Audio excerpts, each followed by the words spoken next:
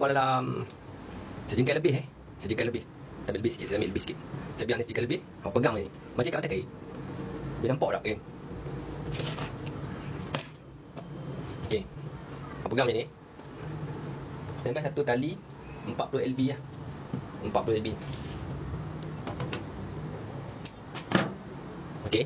Pegang ni, sembang tali 40 LB ni. Nak pakai benang pun boleh. Braided kan pun boleh. Tapi ni okey sikit dia licin. Dan tarik nanti dia tak adalah kasar kan. Masuk lubang situ. Tak masuk boleh, tapi nak kemas lagi bagi masuk ah. Macam ikat mata kain juga. Cuma perbezaan dia kita ada letak siap tali dalam ni. Atau pegang kat sini. Loop dah. 1 2 3 4 5 6 7. Jangan terlampau ketat sedang-sedang saja. Nanti tak boleh tarik. Pegang sini. Ambil tali ni, masuk lubang. Macam ikat mata kain. Kalau siapa hati ikat mata kain tu boleh lah. Buat benda ni senang lah. Siapa tak ikat mata kain cara ni, dia kena belajar ikat mata kain. Kita tarik ni. Tarik punya ketat sangat. Dah tarik benda ni, ambil kita punya hasil ni, cover dia tu. Bagi dia kemah. Okey. Cover macam ni. Lepas tu ambil api, terbakar tu. Api tak ditunjuk saya tunjuk Saya tunjuk dah siap lagi. Api tak ditunjuk. Okey, dia akan jadi kecil ni. Lepas tu potong bahagian sini. Potong yang ni, bela ni. Kemaskan lah. So dah jadi mata kain beli laras. Yang ni dah beli laras lah. Mata kain nombor 2 kan mati je.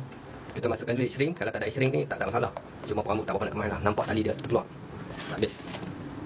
Masuk heat shrink. Lepas tu ambil mata kain nombor 2. Masuk. Buat pantai mata kain. Bang, pantai mata kain apa? Mata kain biasa je. Saya 15. Dia kosong. Kahit susah lah atas meja ni kalau bapak berikatkan ni.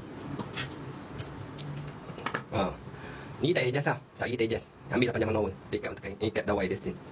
1 2. Ada 2 teknik untuk ikat dawai ni. Saya tunjuk cara ni je.